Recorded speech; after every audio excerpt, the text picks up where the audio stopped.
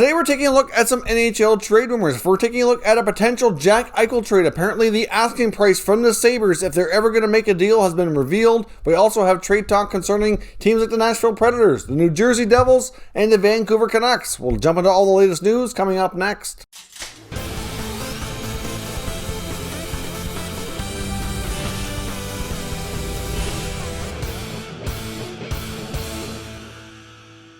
So welcome back to another video here at Top Shelf Hockey. Now, as I mentioned, we're taking a look at some NHL trade rumors today. First up, I want to talk about Jack Eichel. Now, we don't have any new rumors to suggest that he's being traded or there's a lot of talks going on or anything of that nature. So, Sabres fans, I want to rest assured here that we're not talking about the fact that he's going to be traded. What we're talking about today is new information through Sportsnet and Renaud Lavoie of TVA Sports discussing what the asking price has been. Many teams have contacted the Sabres. Obviously, have had preliminary discussions just to kind of kick some tires and see what the asking price would be. And now he's got some information out there that he's revealed what is believed to be the asking prices. So what the information suggests is that they want at least 4 pieces. If they're going to trade Jack Eichel, you know they're going to be looking for a big King's ransom haul to really take this team and build into the future. They've been struggling for way too long. The last decade has not been kind to the Sabres, to a variety of things that have gone wrong. A lot of it involving just having the wrong people in charge, in my opinion, but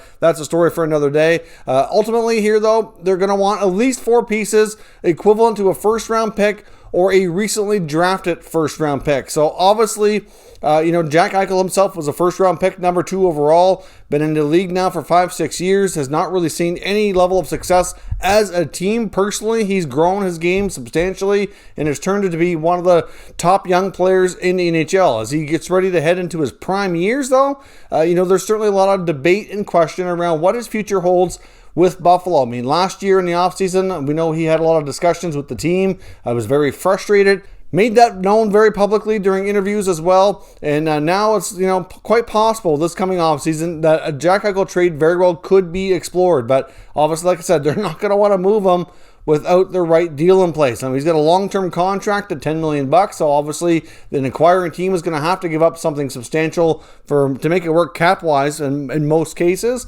And of course, like I said, the Sabres are going to want a big haul. So a minimum of 4 pieces, it's equivalent to first-round picks. So obviously, 2021 NHL draft, is not a hugely talented draft like we've seen in some years. So those first-round picks, to me, won't be valued quite as highly. So we could see possibly a 2022 first-round pick in combination with a couple of players that were recent first-round picks. So, for example, we know that when they talked to the Rangers were one of the main teams kicking tires on Jack Eichel before, that it was rumored that they were looking for Capo Caco, Alexis Lafreniere, as well as first-round pick, and I think there's another piece as well to be included. That's the type of deal they're looking for. Now, I would assume the Rangers, as much as they'd love to have Jack Eichel be their number 1 center, felt that was way too rich and hung up the phone. That's why talks never really progressed. Obviously, the Sabres were not completely convinced they'd want to trade him.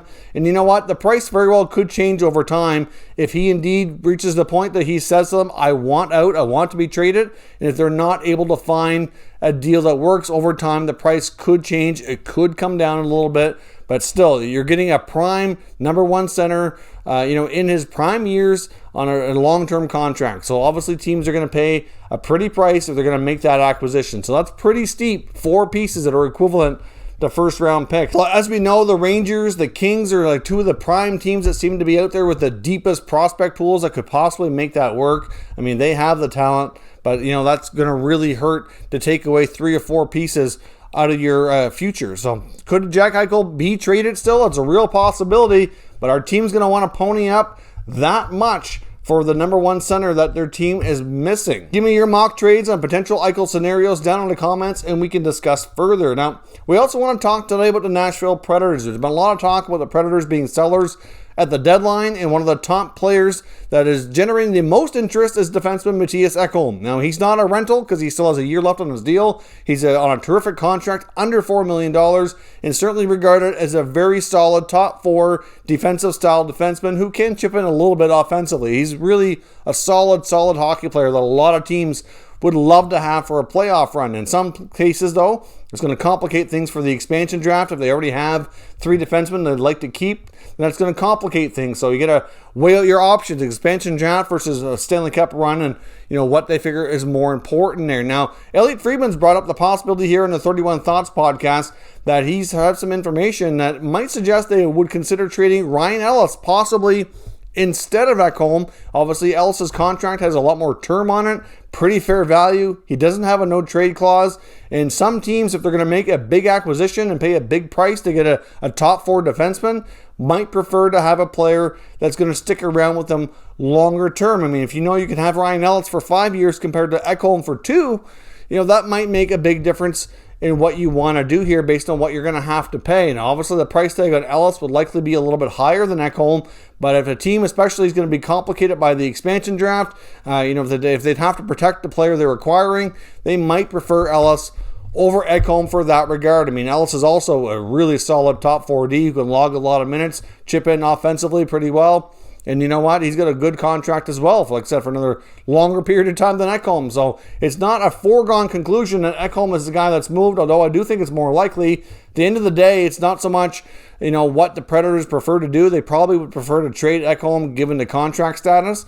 But if a team comes calling with the right offer and ponies up enough of a price tag, then Ryan Ellis very well could be the player that's moved instead of Ekholm, according to Friedman's latest intel. So I guess we'll have to see as we get closer here. I know Roman Yossi's close to coming back. The Predators have won a few games recently. I don't know if it's a little too late for them to claw back into the playoff picture. It is a remote possibility that they could do it, and that could very well change their plans altogether as well. So we'll have to stay tuned to see what they end up doing. Now, there's also reports here as well from Larry Brooks of the New York Post indicating that he has sources in saying that PK Subban is available from the New Jersey Devils. Now, he has this year and next available on his contract at a whopping $9 million. So the New Jersey Devils would have to retain 50%, I think, for any team to bite or have any chance at all on that. I think from the Devils' case, they'd be basically freeing up a bunch of cap space, even though they're not in a huge cap need right now. Obviously, PK is a player that probably doesn't fit too long into their future plans, given where the team is at. Obviously, we're still rebuilding. They have a lot of young players that are very talented. And like PK and some other guys like Kyle Palmieri, they need to make some decisions on some of their vets on their team, whether or not they're going to continue to be part of this rebuild or how this team shapes up moving forward. So in the case of Subban, right now we don't have any teams that are for sure showing interest or anything like that, but a couple of teams that would make a lot of sense would be a team like the Chicago Blackhawks, who we know has cap space available and could certainly use some help on their blue line. A team like the Florida Panthers is also another team that's been rumored to want to add on the blue line as well. Would make sense. Not to say that they're linked to PK per se, but there's some of the teams out there who could actually handle the deal if they are indeed interested. So we'll see what happens if PK stays with the Devils or if they retain a bunch of money and move him along. The last rumor we're going to look at today is the Vancouver Canucks. This information comes from James Cybulski, who's reporting that the Florida Panthers are apparently interested in acquiring Jake Virtanen from the Vancouver Canucks. As we know, the Canucks have been really interested in moving this player for some time. He's been in the rumor mill pretty much all season, and the potential return going back to Vancouver would be one of Florida's depth defensemen, possibly a guy like Marcus Nudavara, who has a very comparable contract in money and term, and it could be a situation that could be beneficial to both teams. So the Panthers get some forward depth, and then, of course, the Canucks get some defensive depth, which we know would benefit both sides there. And obviously, like I said, it's a pretty fair deal when it comes to term and money. So that could be a trade that we see here in the near future, something apparently that is being discussed behind the scenes. So we'll have to see if those talks progress and if a deal like this ends up coming to fruition here. But obviously, we know, like I said, Virtanen's been in the rumor mill for a long time. Florida very well could be a potential landing spot for him. So let me know what your thoughts are on that potential trade that we could see, and we can discuss further down in the comments. If you're new to the channel, consider subscribing and turning on your notifications so you don't miss any future content, and give this video a thumbs up if you enjoyed it. I'd appreciate it if you did. As always, thank you for watching, and I'll catch you next time.